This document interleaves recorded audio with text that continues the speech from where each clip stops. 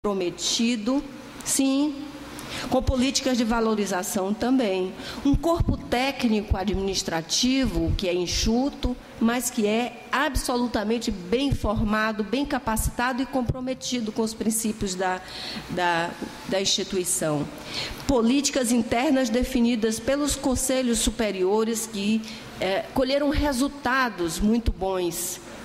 Se hoje falamos da capacitação dos servidores técnico-administrativos e da qualificação de professores, também graças a essas políticas, ou a política de estabelecimento de reserva de vagas, de adesão ao SISU, de apoio à permanência estudantil, são políticas definidas pelos conselhos superiores com resultados muito felizes, mas também gestão qualificada, que respeita os princípios da administração pública.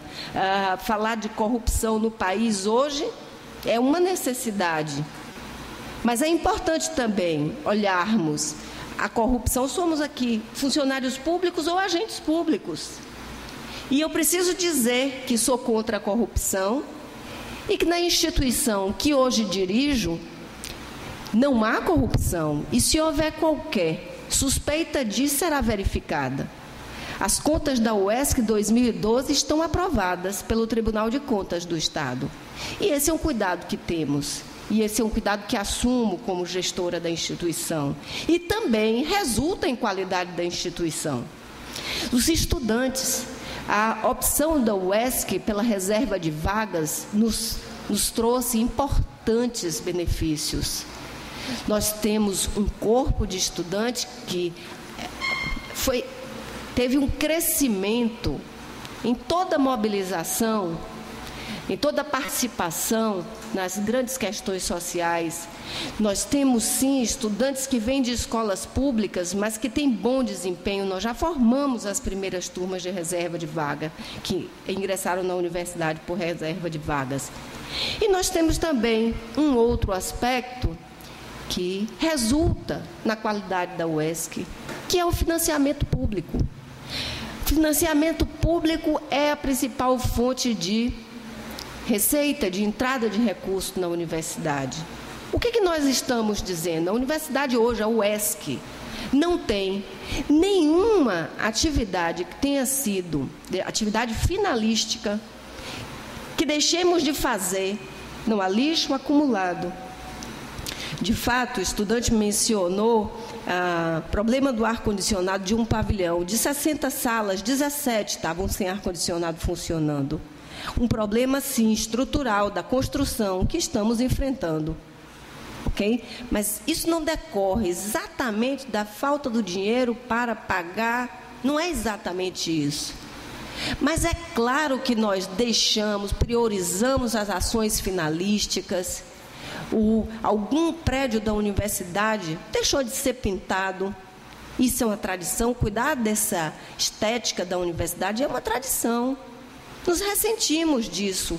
E é importante, não vamos desmerecer o cuidado ao prédio público, não, até porque é responsabilidade do gestor público cuidar do prédio, é patrimônio, não é? Então não vamos pensar, está falando de tinta.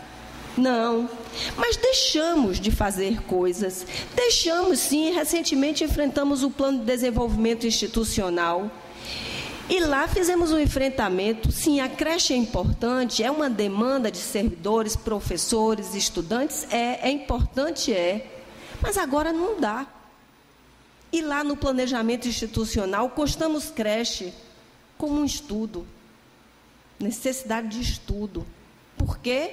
Porque não vislumbrávamos a possibilidade de cobertura orçamentária. Quer dizer, são opções e priorizações que não são absolutamente livres. Porque a projeção de futuro, com esse crescimento de orçamento que não respeita a necessidade da instituição, que não respeita a natureza de crescimento que é inerente à universidade, nos faz fazer isso. Mas não que estejamos em um cenário de tranquilidade. Então, todas as ações meio da universidade estão sendo ajustadas para um orçamento que não é amigável. Se não forem feitas, provavelmente no quarto trimestre, entraremos em despesas de manutenção a descoberto do orçamento. Uma irregularidade do gestor. Não farei isso. Não farei isso. Isso quer dizer que medidas racionalizadoras, sempre dentro da atividade meio, serão possivelmente necessárias.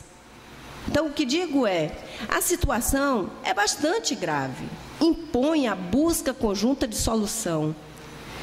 Os diálogos e os canais de comunicação com o governo do Estado, eles estão preservados e atuantes com os reitores.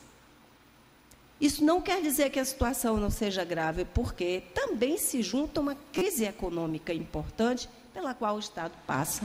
Então, essa situação é complexa e é grave o suficiente para nos trazer, nos fazer estar aqui, refletindo e na busca de solução, sim.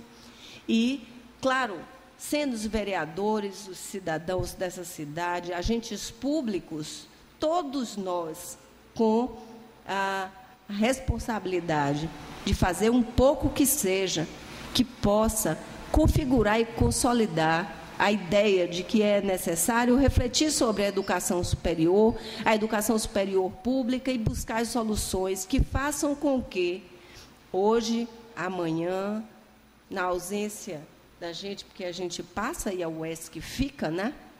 Possamos sempre manter o orgulho que temos da nossa instituição.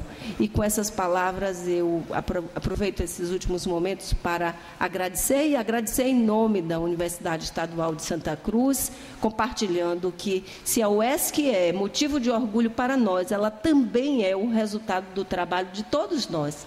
Muito obrigada. Concedo a palavra para suas considerações finais do senhor Emerson. Aqui? Bom,